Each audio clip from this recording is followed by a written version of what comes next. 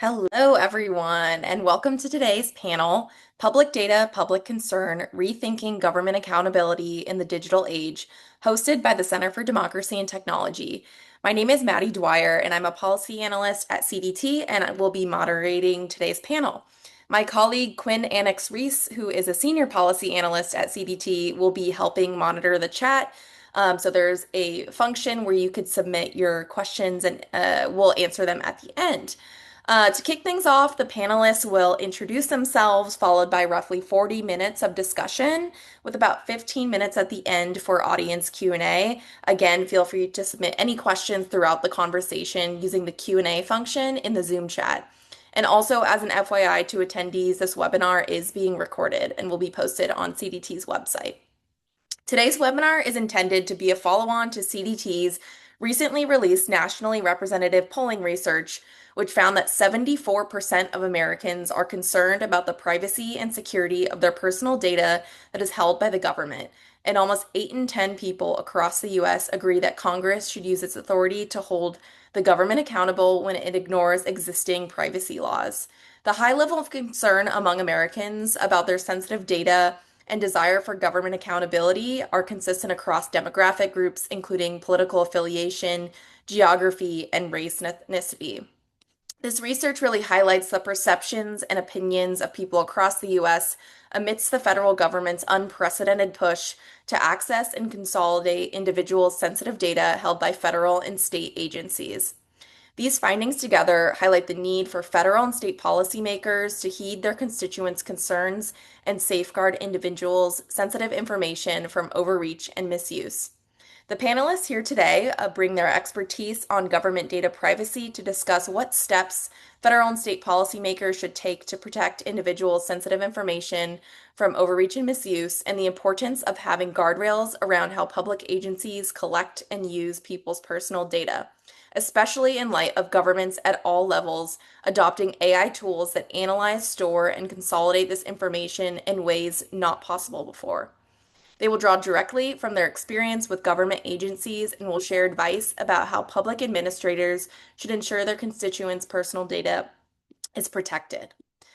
So, to kick us off, I will turn it over to the panelists and ask them to, one, introduce themselves by saying one word about what privacy means to them as it relates to government-held personal data and how this word represents why they care about the issue of government data privacy. So we'll go in order of how y'all appear on my screen. So we'll start with Daniel and then go to Jennifer, Cami, and finish with Elizabeth.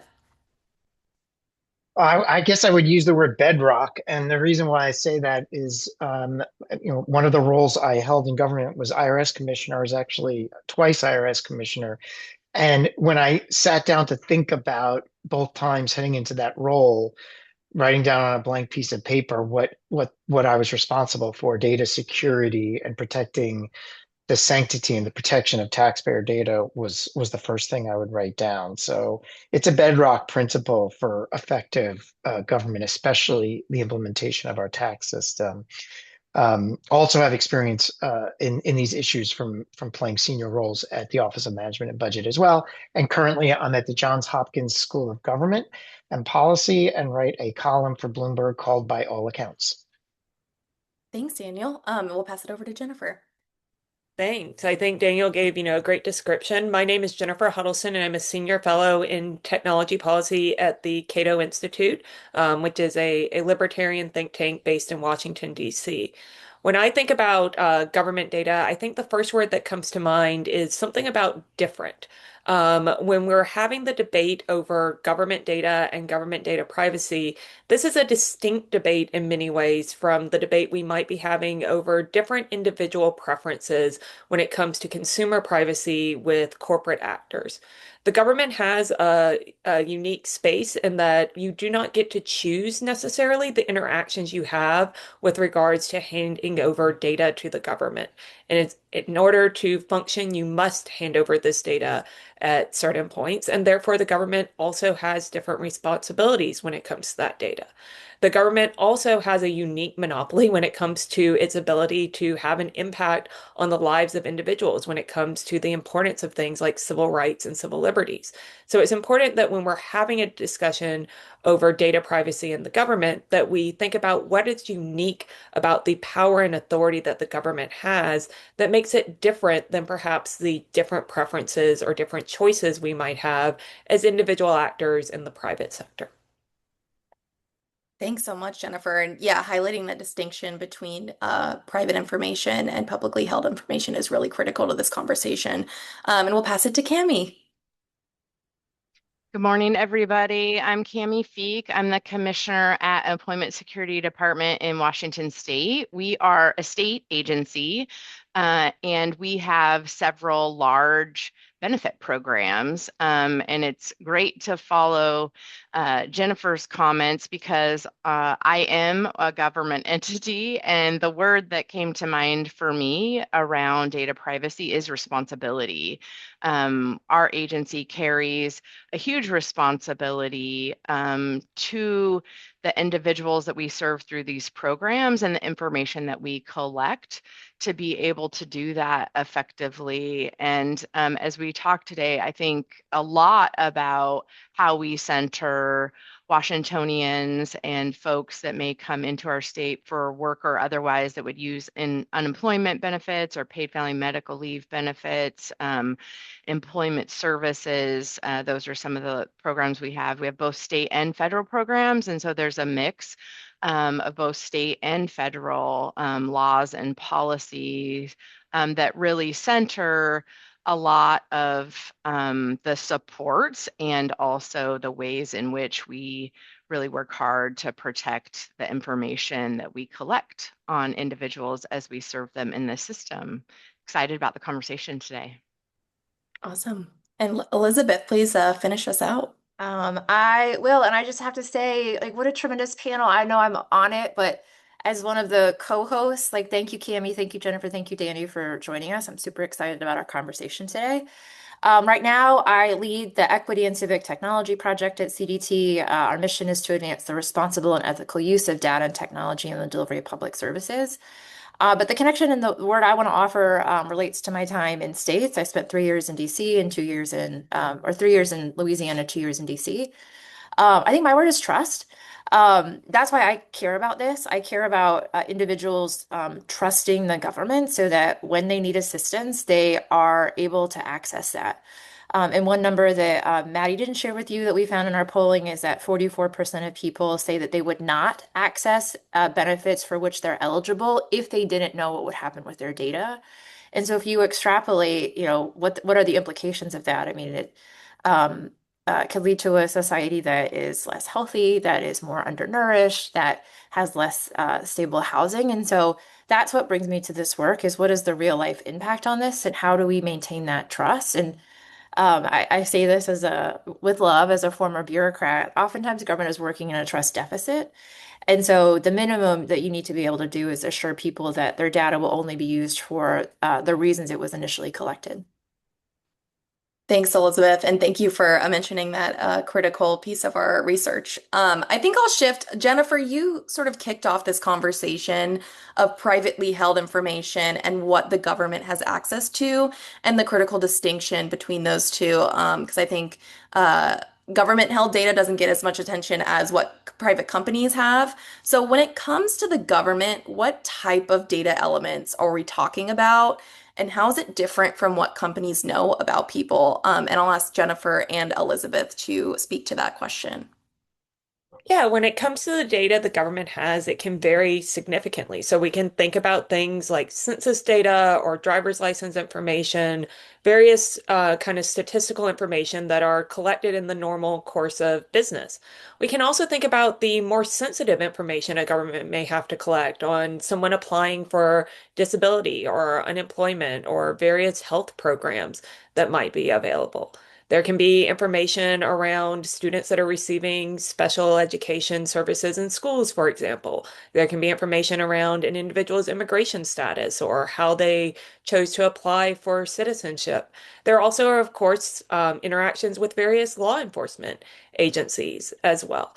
So when we're thinking about the kind of government interactions with data, there are opportunities where data can be very useful for the government in identifying how much of a certain service may need to be provided or helping to plan for various potential infrastructure needs. But there's also a concern about how, given some of that particular information, the government could use it to weaponize against certain groups, whether it's based on immigration status or even something like when we think about things like license plate trackers, things that could be identifying where a particular group of individuals tends to go or how often an individual drives their car. And so this is why I think that you see a bit of a different set of concerns with the government interactions with data because an individual doesn't necessarily have the same choice around government policies that they do with a private actor's policy. If you don't like the privacy policy of a private actor, you can choose not to use that product. You might be considering using a different product that better fits your privacy preferences. But even, amongst being able to move between states or whether we're talking about the federal government between countries, there's not that same degree of choice in whether or not the government collects this data that's often necessary to be a citizen of a particular jurisdiction. I don't have a whole lot to add, and what I am going to add is going to sound like I'm sucking up to Danny, a former IRS commissioner. I assure you, it's not just that. Um, so maybe just to give it a specific example, when you think about filing your taxes, you think about it as primarily being about financial numbers. Do I owe money or am I going to get a refund? But if you think about the types of things that you were telling the IRS just in 1 year, did you get married? Did you have a baby? Did you declare bankruptcy? That is the story of your life. And maybe private companies can look at your purchase history and infer some of those things, but nowhere else are you directly reporting that to a single agency and not just 1 year, year after year after year. Your tax records tell part of the story of your life and what you've gone through. And so you couple that with what is unique power that government holds. Uh, Target, as far as I know, doesn't have a military, doesn't have the same kind of resources that government agencies can have. And so I think what sets government data apart is how detailed and sensitive it can be, combined with the types of tools and resources and assets that are at the government's disposal, which is why when we did our survey that we've been mentioning, the vast majority of people say that it is so important for there to be limitations, legal limitations on what the government can do with that information. And so just to underscore everything that Jennifer said, yes, and it's not just Jennifer or Elizabeth, there's also the American people who think these things are really important.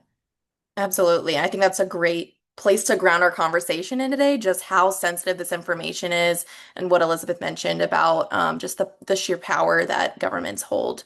Now, Danny and Cami, I want to transition to you guys to get into your experience in both federal and state governments.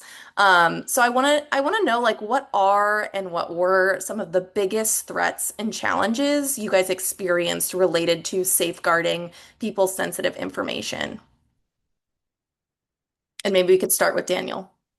Yeah, absolutely. Well, I think the biggest thing that comes up is that there are practical public policy or public administration benefits that emerge in having information spread across government for different purposes. So you're constantly approached as the steward of data with this recommendation or suggestion for an MOU or a legislative change that allows you to place information that was, for example, originally submitted to the IRS for tax administration purposes. But can we use that information, for example, to find people that are behind on their child support payments? Can we use that information to populate the student aid application so that it reduces information reporting burden on students and also gets us a more accurate um, eligibility level for Pell Grants or student loan subsidies. And the list goes on and on. And what you see there are a tension emerging between there's a positive that can happen, a burden reduction, a program integrity or reduction in error or waste. And then, but against that is the risk that you're now giving over this information. And so I'll come back to your question, what's the biggest risk? For me, the biggest risk was at the IRS, we went to great pains to protect the information, to have the right policies that only people got access to it that needed to see it. The cyber resiliency we had was, some of the best in the world, and the amount of cyber attacks that go against the IRS every minute or hour would astound you. But suddenly, if you're like, okay, now I'm giving this information over to the Department of Education or the Department of Health and Human Services, I'm not responsible for their cyber defenses and I'm not responsible for their controls. And so now by moving that information out of the IRS domain, I've now exposed it. The more people that have access to it, the more systems that it's in, the more risk there becomes of there being a unauthorized disclosure or some type of mistake with the information. The classic, like somebody left their laptop on the metro. Well, if only 5 people at the IRS have access, then you can train the heck out of people to make sure that nobody ever brings that laptop on the metro. Now, if it goes to another agency, I don't train those people. So I worry about the vulnerabilities that propagate once you share that information, even if it's shared for good purposes. Now, I guess we're gonna get into what's going on in today's administration with some of the data sharing expansions that I have concerns about. But I'll start with the premise that often the request for data sharing has a noble purpose in its request. I would say +1 to that. That was so well said. And I would add that I think we are going to get into some deeper questions, but the pace at which there is shifts in what's expected around data over the last year and a half plus is causing a lot of sort of challenge to keep up on, EOs and, memos of understanding and, just processes that I would say we have relied on really changing and needing our full team in the organization to really pay attention to changes in language, right? Like in maybe grant language and what that means to whether we are required to provide data that is different or new or on top of an already complex landscape where we have in Washington state, we have excellent data privacy laws. And I would say when we talk about AI and some other things, really strong foundational policies, but they all count on people doing the work that have access to that information, really understanding and not inadvertently, to amplify something Danny said, for a good reason, share something that they are either not allowed to or certainly are not able to really understand the impact of in this broader way, because often so many people at different levels have roles to play in an organization like ours. So when you have thousands of people, big systems, lots of information collected for good purposes, and a culture that says we protect people's privacy and we share information for good outcomes and impacts. Those two things can really be at odds. And as things really start rapidly changing, and Danny mentioned this, but like consolidations or EOs that require something that have maybe a different set of legal even requirements than law or policy, and sort of how you put all that together gets very complicated, even though the folks doing this work are really doing it for all the right reasons and are here to really serve people. I think that gets really difficult to manage at scale. And one of the things that's important is the national landscape and also our state landscape across a whole host of agencies that hold parts and pieces of this and share across for better outcomes.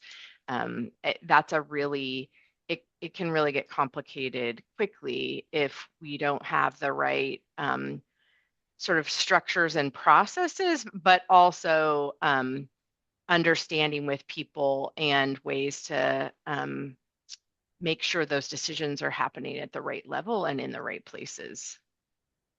Absolutely. Now, both of you alluded to the current moment, what's going on, in the administration and then also in states right now. So I want to shift to that. Jennifer, I'll start with you. In light of the administration's really full force effort to access and consolidate Americans' personal data at both the federal and state levels, what makes this current moment different from what we've seen before? I think there are a couple of things that have made this a more pressing issue and might be why, when you mentioned CDT's recent survey polling, why you are seeing more Americans express a concern about that. One is the rise of artificial intelligence, AI. AI is certainly a powerful and useful tool, including for helping the government use data to provide services, to connect individuals with the services they need. I think we all, no offense to my government colleagues or my government fellow panelists, but I think we've all had that experience of trying to call a government agency to ask a question and not being able to find the right person to answer our question. So there are certainly cases where artificial intelligence can be useful in helping the government do its job. However, given the unique sensitivity of the data that the government has, as we discussed earlier, as well as the amount of data that the government has, there certainly are concerns about how that could be used for things like domestic surveillance or for other potential violations of civil liberties. We certainly saw this come up, for example, in the recent standoff between Anthropic and the Department of War, where one of the key issues there was concerns about how artificial intelligence could be used in domestic surveillance programs potentially. This is not just a new concern that has arisen with this administration. There certainly have been others who have been expressing concerns about the government use of data or of potential surveillance on American citizens in the past. We've seen this come up at various times with various whistleblowers, including with similar concerns related to things like the FISA program or to other government collection of data on Americans. We see this come up in the Fourth Amendment context at both a state and a federal level as well. So I think why we've seen this kind of perhaps renewed attention on this issue in the last year or two with this new administration, we've had ongoing debates about how the IRS was using the data on certain groups in its determinations. We've had concerns around the Fourth Amendment use of data and how that data was collected through things like reverse search warrants. This isn't necessarily a completely new phenomena in the last few years, but I think when you combine perhaps public awareness with the fact that there are concerns about how AI could make people more vulnerable if it's abused by the government, you have a kind of unique moment. Absolutely, yeah, and you really can't, talk about this issue without talking about the proliferation of AI. And I'll pass it to Elizabeth to add something there. Thank you. This wasn't actually why I wanted to come off mute, but to Jennifer's point, a year ago, people were marching in the street saying, "Keep your hands off my data." Like of all the things they could be mad about, like that's what they were saying. But the other thing I wanted to raise is that feels new to me, and I've been working on government use of data and technology for a very long time. Are just a number of legal questions about what's happening. So just in the last year, there's over 20 lawsuits that allege violations of long-standing privacy protections. And by long-standing, I mean from the 70s before, forget about AI, forget about the internet, like the personal computer industry had not yet been formed. And so I also think the sheer volume of legal questions that have been raised about whether the 1970s version of what we thought it meant to keep people's personal data safe are in question in such a short period of time across a number of agencies. It's not just one agency, it's a number of them. I think is also really significant. And those things are still playing out, but I think that leaves us with questions of are the safeguards that we have and the American people want the government to have, are they actually sufficient? It's another great point, Elizabeth. And I'll just go back. I think again, you can't talk about this issue without talking about the AI of it all. So I want to open it up to the panel just to get into that a little bit more. So how has the proliferation of AI in government services, both at the federal and state level, really changed the threat landscape to people's personal and sensitive information?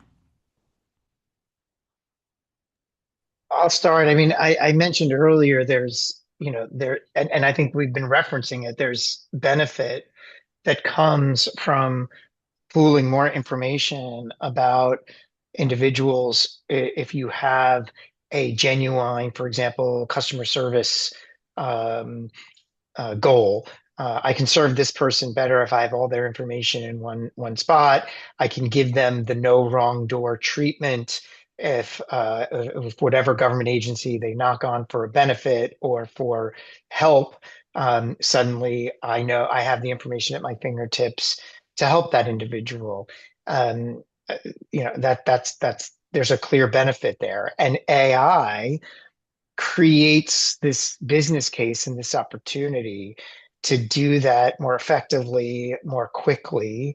AI creates this rapid bringing together of disparate information into a an easy conversation and one that can anticipate what a taxpayer, what a citizen might need. It is the unlock that it can produce for customer service improvements, in addition to productivity, like cycle time. We're going to be able to go through your case files much quicker. It's astounding. But here's, and this is something that I feel really passionately about. We've spent a lot of time in AI so far, as we're still in the early stages of this AI revolution, but we spent a ton of time mapping out the benefits, the productivity, the customer service, the art of the possible. I don't think we spent enough time on the risks. We talk about like, well, we don't want the robots to come and kill us all, and that I think that's an interesting and important iconic cultural talking point. But within more benign deployments of AI, like a chatbot, like an agent that's going to review government files at a quicker pace than humans can, there are a lot of different risks that underlie how the AI is performing that we have not done enough to study, to understand how those risks propagate or manifest, and then how to control them. And so, what I really preach is that if the government is going to be deploying AI, they should do it in smaller segments and smaller increments and pilot it. They'll still get efficiency. So if you're telling me, look, I can do this thing that took your team of 100 humans a month to do, and I can do it in 12 minutes, my answer to that is that's really interesting and amazing. But why don't we do this? Why don't we deploy your solution on a small number of cases and we'll go from 4 weeks to 3 weeks of productivity, right? I'll still get 25% productivity, but I'll segment it in a way that will really start to lay out what are the underlying risks. And one of the key risks will be to data security, transparency in how we're using your data. How do we kind of really triangulate all the things we want to do to be good stewards of taxpayer data while we get excited about those productivity gains? And so, again, I'll just champion this point again. Slow down.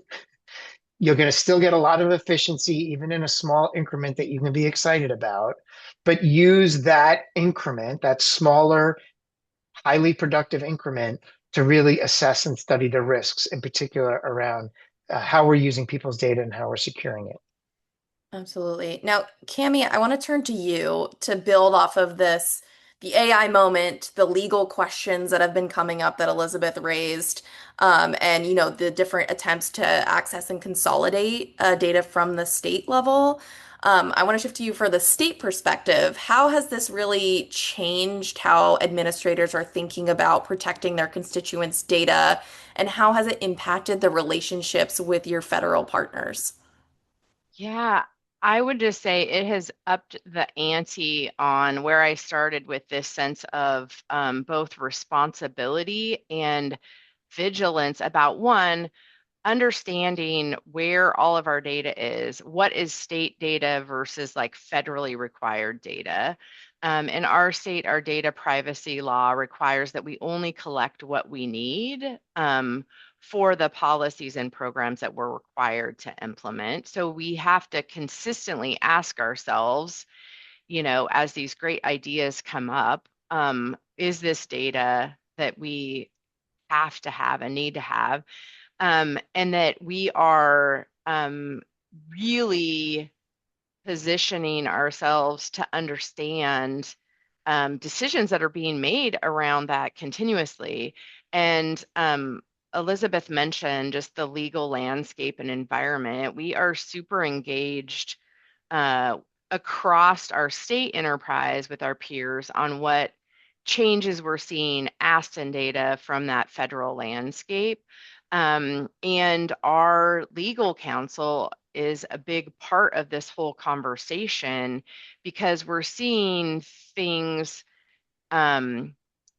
that are requests or direction that are coming in that aren't consistent with what the legal authority might be for that. And being able to recognize that, I think, is the moment that we've been in. So it feels like we're just in this hyper alert stage.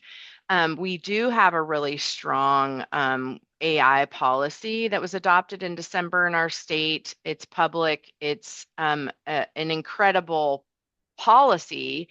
And we have to be vigilant in enforcing that. And consistent with something that Danny said, we want to use AI for good, and we've been very slow to do that for the reasons he talked about. And on the cybersecurity side, our chief information security officer and others are really on hyper alert because uh, the potential for mechanisms like A to proliferate things that otherwise might have taken longer for people to understand and get their hands on. There's a lot of fear that that vigilance of that actual physical protection needs continuous monitoring because these tools are starting to get stronger. So we sort of feel like people are coming at us from all angles right now, including,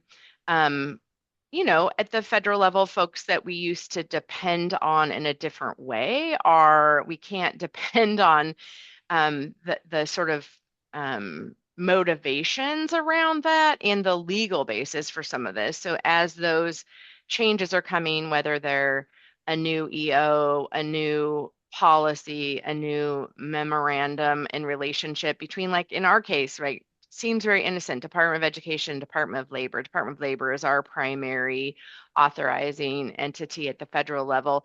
Those coming together. When we look at the data we look at it as your data, not our data. That doesn't feel the same at the federal level of like, this is our data, not people's data. And so as we center that and keep the people at the center of what we're doing, that's the perspective we're using across all of this. And it's not easy. It's not easy at all right now because of the volume of the changes that are and the angles that's all coming in different places and different mechanisms, and not necessarily with regard to those original sort of legal authorizations that are out there. So we've got to pay extra attention, and that feels really large in this moment. And so I think as a state administrator, I feel grateful that I can work with my teams to make sure that we're doing that to the best of our ability, and we can have that culture and that centering of people, and that it's people's data and that we have responsibility in that. And it feels like it's consistently being sought in different ways with different motives, which always happens, but it's at scale right now between AI and shifts in why people want information with our federal appropriators, and that sets up a complex system for us to manage and get right on behalf of people of our state. Jennifer, feel free to jump in. Yeah, I was just going to add a lot of times, we hear about the problem of a state patchwork in both data privacy and in terms of the emerging number of pieces of legislation we see around AI at a state level. I think that this is actually one place to consider how states actually can, at times, do things before the federal government does. They can really reconsider their own data practices. They can consider what, if any, limitations they want to make around how data is collected, and what, if anything, they need to do to make sure they're protecting civil liberties in state interactions with their citizens. What makes this different from some of what we see in the broader data privacy conversation or the broader AI conversation is this is really about a state or local government restraining itself and clarifying that it feels that that is the right line to draw, as opposed to restraining a technology more generally. Absolutely. And that's a great segue into how we're going to end the webinar. So we've talked about a lot of the risks, the legal questions, but I want to get into, what can federal and state administrators do to better safeguard their constituents' data. So I'll do reverse order. I'll start with Elizabeth, go to Cami, then Jennifer, and finish out with Daniel. What is one thing that either the federal government or state governments can implement to protect administrative data privacy? Finally, I get to go first. How exciting. So if I go back to when I was in government, or really even now, I think about, is this something for which there's a single answer, or do we need to come up with a process that we will use to answer all of the things that we know and all of the things that we don't know but we think are coming? To me, I think this is very much about establishing the right process. A lot of folks we've been talking about for a very long time about data governance. What I've heard from folks who are on the front lines receiving some of these requests is that they're really challenging those processes. Most places had them already. But you can get a request that will go, 5 layers down into the bureaucracy, and the next one can go to your governor.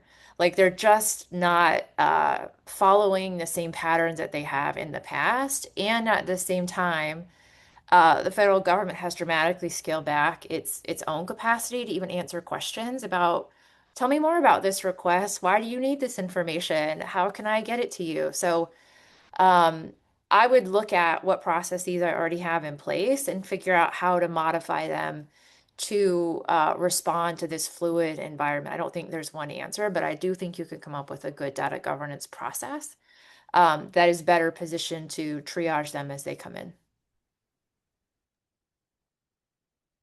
I love that. I think that is really brilliant. And on top of that, one thing we've done that I think is critical is we have looked at our data and really try to assess what the legal authority is to collect that data. Our law in Washington State requires us to do that, and I think going back and understanding what is that inventory of information we have, where is it going, and what is the authority to send it anywhere or to collect it, period. And I think this is amplifying something Jennifer just said recently too. I think that's really important. And then the second thing I would add that states can do is we are convening across our state entities, other state agencies, to make sure we're bringing visibility to the things that we're seeing and the practices and what we're doing. And that includes conversation with our attorneys who are in these engagements where we are getting together and talking about not data privacy like it's this big thing, but the actual what's happening within our organization. So collectively, we're cross-matching and learning what this looks like across various federal and state entities and requests. And that information's, I think, really helping us get better as a whole. And that's something that states can do as well. So I would just add to this, recognizing, that this is a data privacy issue and that it's something that we need to consider, how to make sure that consumers know or citizens know that their civil rights and civil liberties are being protected, because that works in a beneficial way for both governments as well as for citizens. Governments can then do those beneficial uses with data, those beneficial uses of technology with AI, but citizens are less worried that it's going to be abused. And citizens can have that clear knowledge that when they do have to have an interaction with the government, when they do need to turn over that data to the IRS or to a state employment office, that it's not something that's going to be used in a different context than they intended or for purposes that could be used to harm them beyond what they would expect. I would amplify some of the points I made earlier, but I would say let's use AI and where we are as a reset conversation that we have about data security and privacy, and in particular inside government, that can be a reset on training and culture, on the importance and the risks associated with data. This AI movement that we're seeing is so profound. It's such a big issue with such massive opportunity and massive risk. There are certain conversations that are going on across America today. A lot of them revolve around workforce concerns. Some of them revolve around ethics and national security issues. I don't think we've yet surfaced the conversation about data privacy in the same way we should and could, given this moment that we're in. And for those chief privacy officers and others across government that care deeply about this issue, I would really ring the AI bell to talk about that this presents a unique set of risks that require new educational tools to both citizens and government employees around what those risks present and how we have to reset our assumptions and our approaches and our processes on data protection. Awesome. Yeah, absolutely, Daniel. So now we're going to shift into audience Q&A, and there's a few great questions in the chat, but as a reminder to attendees, feel free to submit your questions. There's a 2-for-1. The first part of the question is, the Census Bureau by law can't share individual information from data gathered. Should there be similar provisions for other agencies, the IRS, for example? Second part of the question is, are you seeing applications of privacy-enhancing technologies that enable third-party agencies to query confidential data from collecting agencies, obtaining the underlying profoundly information? So I'll open that up to the panel, but maybe Daniel can start with that since an IRS was thrown out as an example. Yeah, I mean, I would say that the way to think about it is if we go through a process with Congress and public comment and hearings where there is a specific use for individual data that is not anonymized, then we can move forward with that as long as we don't allow as long as it's right sized to those moments where it makes sense, and we don't allow the scope to creep on it. So, for example, one of the exceptions for sharing IRS information is for a very specific law enforcement action. If you are working with the Justice Department, for example, to look into someone who's involved in a host of potential financial crimes, then the statute permits that type of sharing. But what it doesn't permit is like, let's share all of this information for tens of thousands of people that we have a light kind of thought process maybe involved in some type of crime. And so that is a place where we see some of that expansion happening today. And so we have to make sure that we're holding federal agencies like the IRS to account to make sure that they're not expanding the scope beyond what the statute indicated. The other point I'd make is that you don't have to release the entire record. Sometimes the answer to the question is I only need three data elements from the IRS in order to meet this very specific public policy or public administration purpose.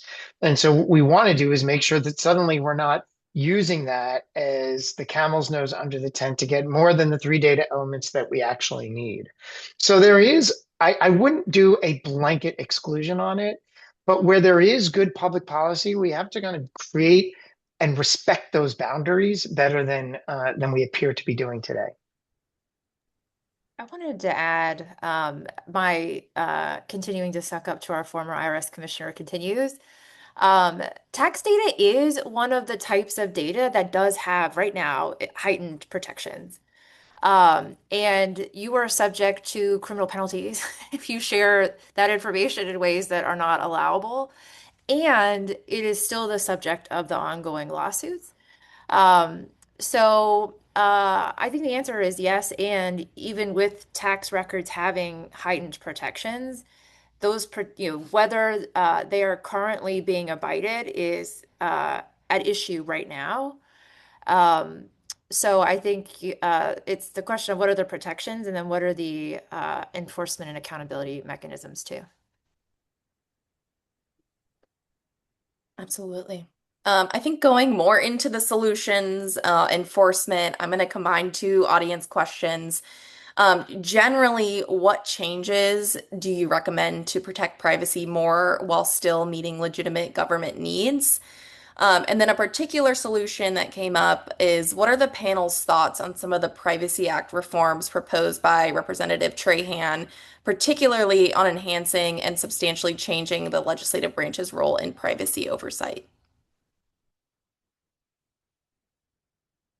So to kind of go to the first question, I think one of the things that needs to be examined is where are the places where we've had informal norms, such as what's kind of discussed with some of the tax elements or some of the other sharing elements, where there needs to be more formal clarity, so that both or so that all three the government, innovators, and citizens know how their data can be used, know what their products can be used for, and so they can make and that the government knows, whether or not this is something that they can or should do, which I think is something that often is underappreciated. If the government wants to have a legitimate use of data, they should want to know that that use is going to be legitimate, so that if it is challenged in court, or if this is, information on potential tax fraud or some other criminal activity, that they're not going to have what was done dismissed in the case if this is actually about going after a bad actor. So I think that clarity is really important for all three parts of that relationship, those that are creating these technologies and using this data. I also think, this can also go to, we don't want to see a situation such that all government data is considered off limits, because there certainly can be important anonymized data that is available through things like BLS or through some of that census data that can be really important to innovators trying to develop products where they might not have the access to data, or it might be incredibly costly to get similar access in other ways. And then I wanted to chime in on the Privacy Act reform.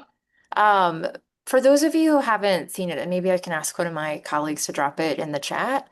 Um, Earlier this year or last year, Representative Trahan's office, they conducted a request for information so folks could weigh in on whether and how the Privacy Act might need to be modified to reflect today's challenges and opportunities. And one of the things that continues to haunt me from that report is that the current state of the Privacy Act, and I think you could probably extend it to other outdated privacy protections, is that they do two things. One is they can create a chilling effect on the kinds of good data sharing that we've been talking about, the opportunities. My background is in education. Reducing burden to apply for financial aid is huge to increasing college enrollment rates and making helping kids know that this is something that could be available to them. That's a really good use of it.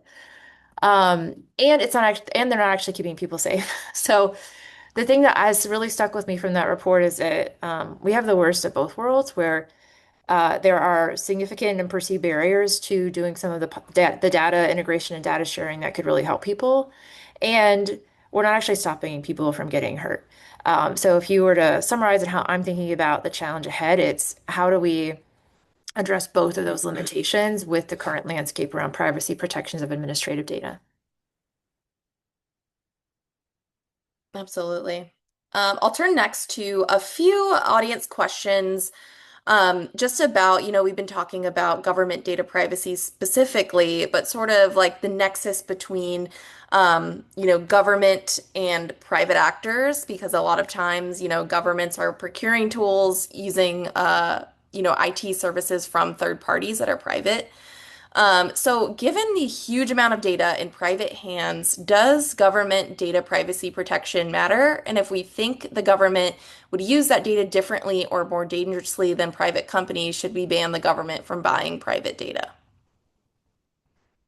So I think this raises an important point, which we've been focusing on the data the government collects itself, and we have seen the government try and exploit what's typically called the data broker loophole, where government actors may try and obtain data that they wouldn't otherwise be entitled to by buying it in bulk from data brokers in order to do that. So this certainly goes to when we are talking about what guardrails might look like on the government, making sure that it's set in such a way that when government's going after data, that they're doing so through appropriate civil liberty channels and not by trying to find some kind of loophole or backdoor to just get what they want anyway.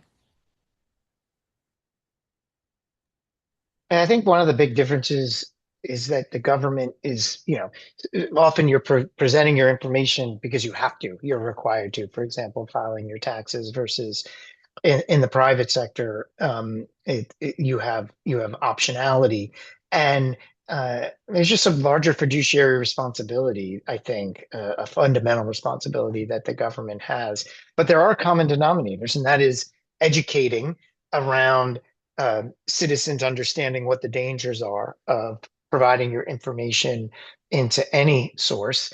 I think we also need to do a better job of just being transparent in terms of which, for example, companies are trusted or have good track records, I should say, in keeping promises with respect to how they're going to use their data, not commercializing it, not re-releasing it, or whatnot. But no different with the government. And to the extent that the government or a particular administration is pushing boundaries and bending rules in terms of how your information is co-located, how it's used, how it's protected, there should be a way of grading that so that we have that type of public pressure, whether it's on a company who maybe received a bad grade from some type of audit or investigation that said they're not doing a good job with protecting your information, which would put pressure on their stock price or their board or their whatever. And same thing with the government. If the government is doing a poor job in terms of meeting its responsibilities, maybe we could envision a way of having a independent, nonpartisan way of evaluating that to put that public pressure on. So I think there are common solutions between the two, but just because a credit card company seems to have a lot of your data, I think it was Elizabeth who pointed out they don't have as much data as the government, and either way, it's critical that we're fighting the war on multiple fronts. Kind of a related piece, but I think was weaved into that question. And to your point about using this AI moment to rethink and reimagine, our contracting practices are shifting and changing with directions from our state's chief data privacy officer. And certainly, we always pay a lot of attention, not that contracts can't be broken, but with setting the expectation about what that relationship is, particularly in the technical vendors and systems that we're engaging with, of really making sure that it's clear about related to this relationship, what's expected. And I think that's really fundamental, and gives us the basis for legal action or otherwise if that agreement's broken. But in the hopes that the companies we're partnering with want to honor that, and that this just brings the clarity to what it means, particularly if there's category 3 or 4 data that's going to be part of the system that this vendor in some way has a role with. Absolutely. And I wanted to, oh, sorry, Maddie, may I, Chairwoman? Go ahead, Elizabeth. I wanted to add that government has been partnering with companies for a long time as it relates to data and technology, and having been on the other side of these conversations, they were really important partners. They would be able to do stuff that we truly could not have done on our own. We didn't have the time, we didn't have the resources, we didn't have the right capacity. So I do think there's an element of this that we were talking about with data integration of there can be really positive relationships between government and the companies that work on their behalf. But what I wanted to add too, and it goes back to something you asked earlier about privacy enhancing technologies. A big focus last year was about whether particularly at the federal level, where they were building something that they in shorthand called a master database. So a clearinghouse that would have all of Elizabeth's data from all the various government systems with which she interacted. And I was asked a lot about like to comment on particular companies who may be playing a role in that. And I wanted to say that at the end of the day, if a government is in that type of relationship, they are responsible for making sure that that company or that other agency with whom they've shared your data is protecting it in the same way that they do. So that would be my response is like, well, maybe we should like unpack like what are the specific risks associated with that? It is sharing it with another place, which as Danny talked about, there's always inherent risk in that, particularly around data leakage or data breaches. But then in terms of the privacy enhancing technology question, I think it's really important to center what everyday people are worried about. And I don't think most people are worried about sitting around and being like, with everything happening, I hope the government isn't building a master database. I do think, though, that they would be concerned about whether it's through a master database, whether it's through a federated system, whether, we're really mitigating risks of data breaches, but you're still able to compile all this information on individuals. I think it's important to center that concern because there are many ways to do it, some of which guard against maybe some of the cybersecurity risks. But you cannot get around the concern that most people have, which is that the federal government should not have a personal profile on all of us, regardless of the type of technology that's used. Definitely. So we only have 2 minutes left. I will close this out on one question, and hopefully folks can answer quickly. Is how should we be thinking about one, balancing easier access to government benefits and services with data privacy, and two, communicating it in a trustworthy way with the public? That feels like more than 2 minutes, Maddie, I gotta tell you. I'm sorry. I'll say when I was a privacy officer, I would look at it as almost a math problem. What is the level of risk with this data? And by that, I would care about the sensitivity of the information and the number of people it was about. It's really sensitive and it's about a lot of people. It's very, very high. And then I would compare that with what is the potential benefit? And in that, I would ask myself, do we know that this is going to work? Is there any evidence we have that we think this will help people? And weigh those against each other and see where you land. I would say I think we have to leverage technology to help. And I'll give a quick analogy. Like multi-factor authentication, like we've cut down on a lot of fraud because now like you get a text as an extra way of knowing that it's you, and that has kind of disrupted a lot of criminal identity theft. there may be something we can do where we're just notifying the person, the purchaser or the citizen, like by proceeding, you're agreeing to this type of information being accumulated or something that's just like making sure that there's a conversation happening because we have this ability now to have these types of real-time sophisticated conversations on these types of devices with the public where they're getting more information and transparency on how their information is being used. That require we care about fraud and identity theft, and that's why the marketplace created and invested in these types of multi-factor solutions, which haven't solved the problem but really did a lot to disrupt it. We have to care enough about privacy in order for industries and others to start investing in solutions that helps us with this as well. Absolutely. And that's a great call to action for attendees and place to end. I want to thank the panelists today for sharing your expertise. It was a great conversation, and thank the attendees so much for joining us. As a reminder, this webinar is recorded and will be posted on CDT's website to refer back to. But thanks, everyone. And thank you, Maddie. Thanks, Maddie. Thank you. Bye.